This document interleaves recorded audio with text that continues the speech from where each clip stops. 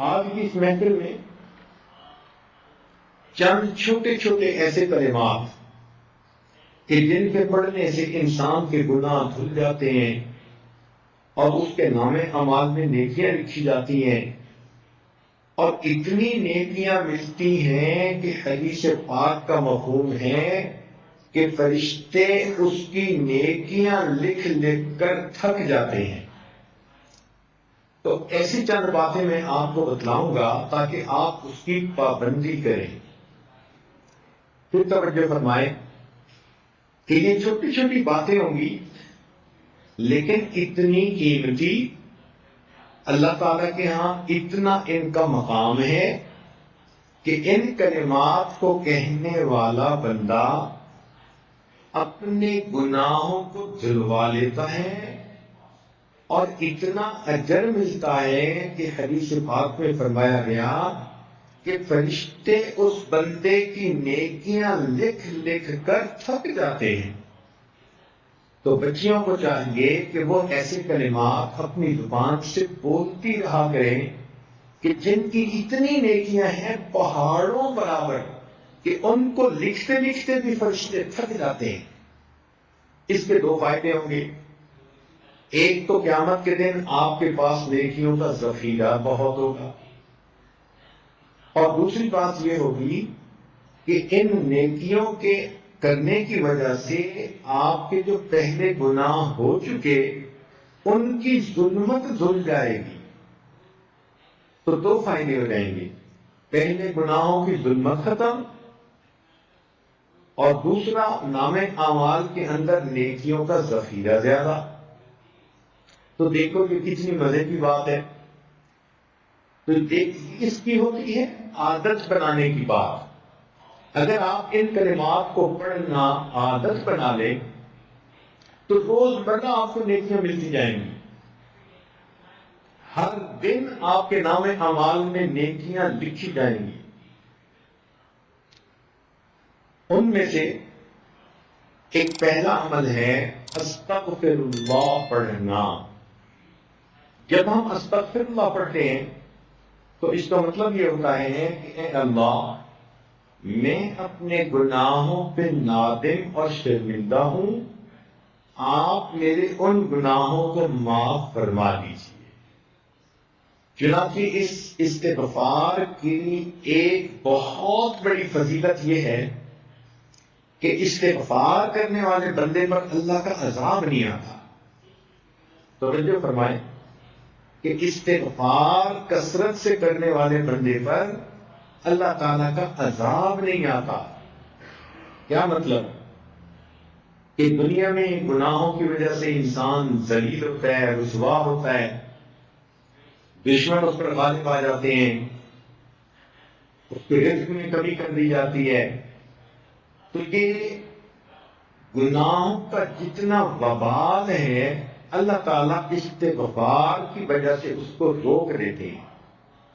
ہر عورت چاہتی ہے کہ مجھے دنیا میں رسوائی نہ ہو، کہیں گناہوں کی وجہ سے میری شکل ہی نہ مسخ کر دی جائے، مجھ سے رزق نہ چھین لیا جائے۔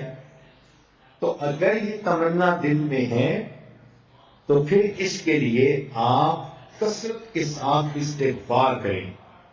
سنیے قرآن عظیم الشان، اللہ تعالیٰ فرماتے ہیں ما کان اللہ لیعذبہم وانت فیہم، اے میرے محبوب جب تک آپ ان لوگوں کے درمیان ہیں اللہ ان لوگوں کو عذاب نہیں دے گا۔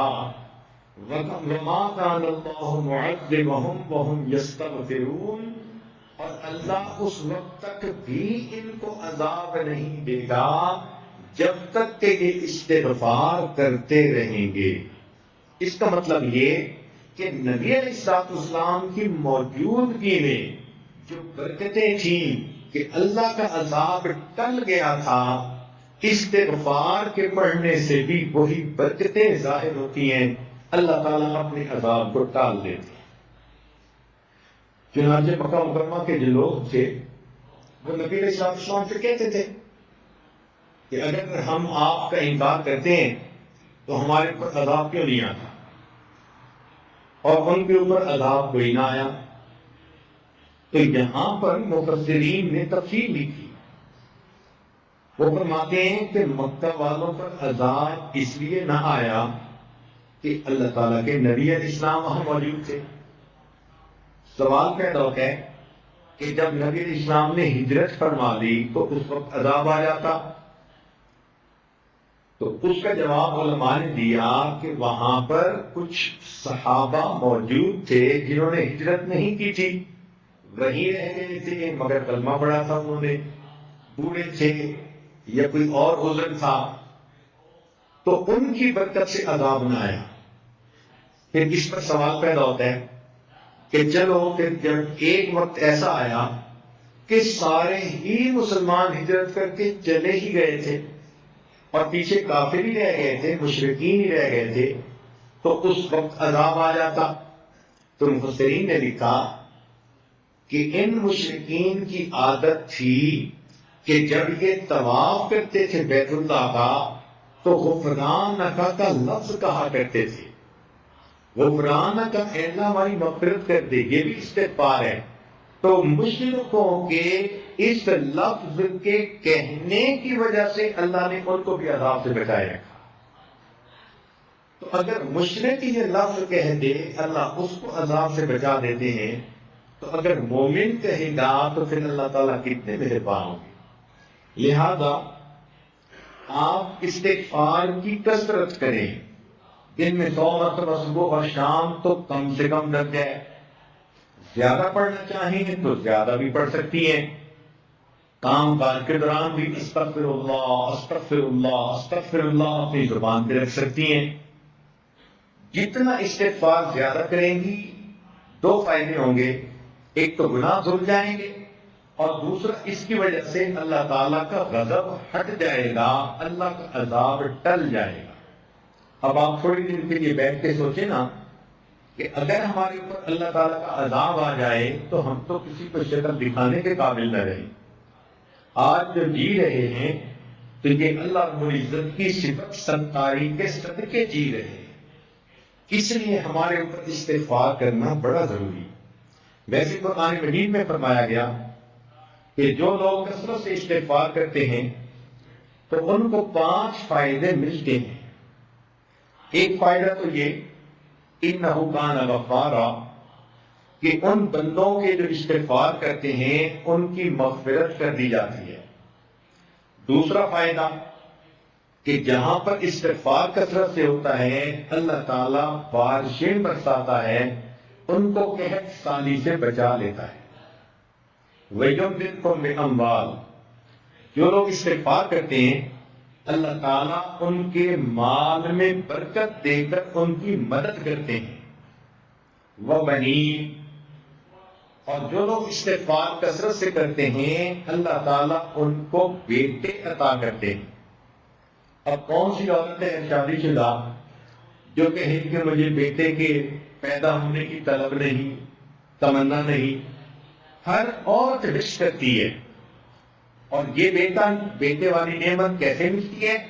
قرآن پاک کی آیت کا مفہوم کہ استغفار زیادہ کریں گی تو اللہ رب العزت بیٹے کے ساتھ بندے کی مدد فرمائیں گے۔ جنات، اللہ تعالیٰ باغ عطا فرمائیں گے۔ وَيَجْعَلْ لَكُمْ أَنْهَارًا، اور اللہ تعالیٰ زمین سے پانی کے چشمے جاری فرمائیں گے۔ اس لیے ہمیں چاہیے کہ ہم کثرت سے استغفار کریں۔ استغفار ہر بندے کو کرنا چاہیے، چاہے نیک ہے چاہے بد ہے۔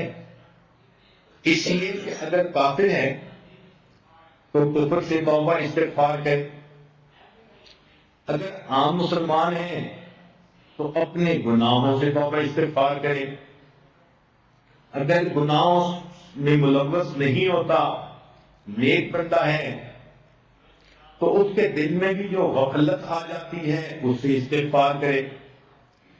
اور اگر کوئی کہے کہ میرا دل غافل بھی نہیں ہوتا، تو ایسے بندے کے دل و دماغ میں بھی شیطان وسوسے تو ڈالتا ہے، ان وساوس سے شیطانی پہ استغفار کرے۔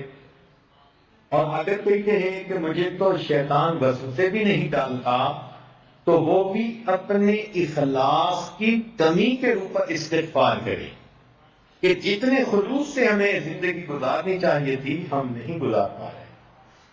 تو استغفار کے کرنے سے انسان اللہ تعالیٰ کے عذاب سے امن میں آ جاتا ہے، بچ جاتا ہے، گناہ دھل جاتے ہیں، اور اللہ تعالیٰ اس کی مدد فرماتے ہیں، رزق میں برکت سے، بیٹوں میں برکت عطا فرما کے، اور اس کے اللہ تعالیٰ دنیا کے ان مسائل کو حل فرما دیتے ہیں۔ آپ استغفار کی کثرت کریں گی تو آپ کو کسی عامل سے کوئی عمل پوچھنے کی ضرورت ہی نہیں رہے گی۔ کاروبار کی پریشانی استغفار سے ختم، کیونکہ اللہ تعالیٰ تو فرماتے ہیں کہ مال کے ذریعے سے مدد کروں گا۔ اگر اولاد کی پریشانی ہے تو وہ استغفار سے ختم، کیونکہ اللہ تعالیٰ فرماتے ہیں کہ میں بیٹے دے کر ان کی مدد کروں گا۔ اگر کسی کا کام نہیں چلتا تو جیسے اللہ فرماتے ہیں کہ میں باغوں سے پھل عطا کروں گا، اللہ تعالیٰ ان کو دکان سے بھی پھل عطا فرمائیں گے، کاروبار اچھا چلے گا۔ تو ایک استغفار کی کثرت سے ہماری زندگی کے کتنے مسئلے حل ہو جاتے ہیں۔ دوسرا کام یہ کہ انسان کی زندگی میں کبھی خوشی ہوتی ہے، کبھی غمی ہوتی ہے، کبھی کام مرضی کے مطابق ہوتے ہیں اور کبھی کام مرضی کے خلاف ہوتے ہیں۔ تو اگر تو کام مرضی کے مطابق ہوں تو ہمیں اللہ کا شکر ادا کرنا چاہیے، اور اللہ تعالیٰ کا شکر ادا کرنے کا آسان طریقہ یہ ہے کہ زبان سے الحمدللہ کہیں۔ ہمیں چاہیے کہ ہر نعمت پر ہم اللہ کا شکر ادا کریں۔ اس شکر ادا کرنے کی فضیلت یہ ہے کہ آئی ہوئی نعمت انسان سے واپس نہیں لی جاتی۔ لَإِن شَكَرْتُمْ لَأَزِيدَنَّكُمْ، اللہ تعالیٰ فرماتے ہیں کہ اگر تم شکر ادا کرو گے ہم اپنی نعمتیں اور زیادہ عطا فرمائیں گے۔ اب مثال کے طور پر کتنے کام ہماری مرضی کے مطابق ہوتے ہیں، تو جب بھی کوئی کام مرضی کے مطابق ہو تو چپ کے اپنے دل میں اللہ کا شکر ادا کر لو، اپنی زبان سے الحمدللہ پڑھ لو۔ جب آپ نے کسی کام پہ الحمدللہ پڑھ لیا تو گویا آپ نے اللہ تعالیٰ کا شکر ادا کر دیا۔ مثال کے طور پر اللہ تعالیٰ نے ہمیں ایمان عطا فرمایا، اس کا خیال آئے تو کہو الحمدللہ۔ اللہ تعالیٰ نے آپ کو صحت عطا فرمائی، بیماری کوئی نہیں، خیال سوچ میں آئے تو کہو الحمدللہ۔ اللہ تعالیٰ نے آپ کو عزت کی زندگی دی، تو یہ خیال آئے تو کہو الحمدللہ۔ اللہ تعالیٰ نے آپ کو عزت کی روزی گھر بیٹھ کر عطا فرمائی، یہ خیال آئے تو کہو الحمدللہ۔ اللہ تعالیٰ نے آپ کو اولاد عطا فرمائی، بیٹے بھی دیے، بیٹیاں بھی دی، جب ان پہ نظر پڑے تو کہو الحمدللہ۔ اللہ رب العزت نے آپ کو اپنا گھر دیا، سر چھپانے کا در دیا، جب اس کو دیکھیں تو کہو الحمدللہ۔ اگر کوئی آپ کی تعریف کرے، کوئی عورت آپ کو کہتی ہے آپ نے بڑا اچھا کیا، میں بہت خوش ہوں، تو اس تعریف پر کہو الحمدللہ۔ اگر آپ کے بچے بخیریت اسکول سے واپس آ گئے، ان کو دیکھتے کہو الحمدللہ۔ اگر آپ کے بچے شوق ذوق کے ساتھ پڑھتے ہیں تو کہو الحمدللہ۔ اگر وقت پہ آپ نے کپڑے دھو لیے، تیار ہو گئے، کہو الحمدللہ۔ اگر آپ نے کھانا وقت پہ پکا لیا، کہو الحمدللہ۔ اگر آپ کے گھر مہمان آئے اور وہ خوش واپس گئے، کہو الحمدللہ۔ اگر آپ کو وقت پہ نماز پڑھنے کی توفیق مل گئی، کہیں الحمدللہ۔ آپ نے وقت پہ تلاوت پابندی کے ساتھ کر لی، اذکار مراقبہ پابندی کے ساتھ کر لیا، کہیں الحمدللہ۔ اگر آپ ایک دن بے پردگی سے بچ گئی، بندے کا آپ نے خیال لحاظ رکھا تو کہو الحمدللہ. اگر آپ نے کسی دل میں کسی کا دل نہیں دکھایا تو کہو الحمدللہ.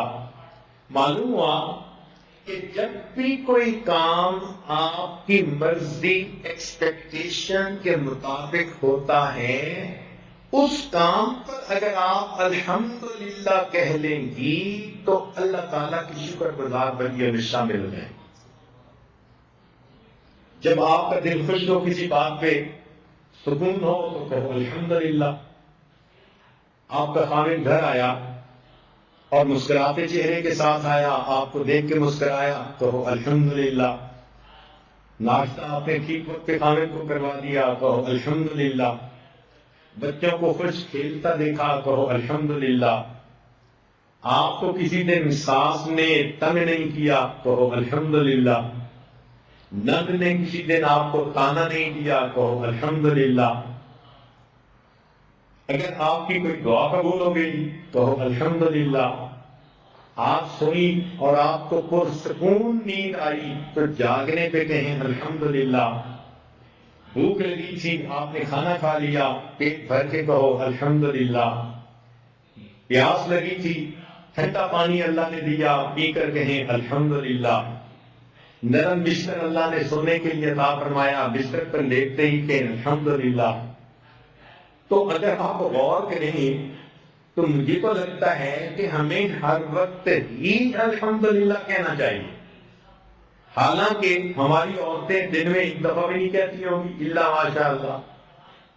تو غور کریں کہ کتنی غفلت کی زندگی ہم گزار رہے ہیں کہ ہمیں تو لمحے لمحے اللہ کی نعمت پر شکر ادا کرنا چاہیے تھا، اور ہمیں اس بات کا احساس ہی نہیں.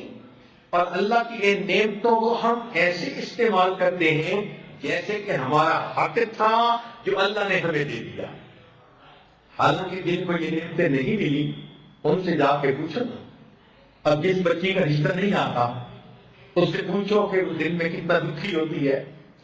آپ کو اللہ نے اگر محبت کرنے والا خامد دیا تو کیوں زبان سے نہیں نکلتا الحمدللہ. الحمدللہ کا لفظ تو آپ ایک دن میں سینکڑوں دفعہ کہنے کی عادت ڈال دیں.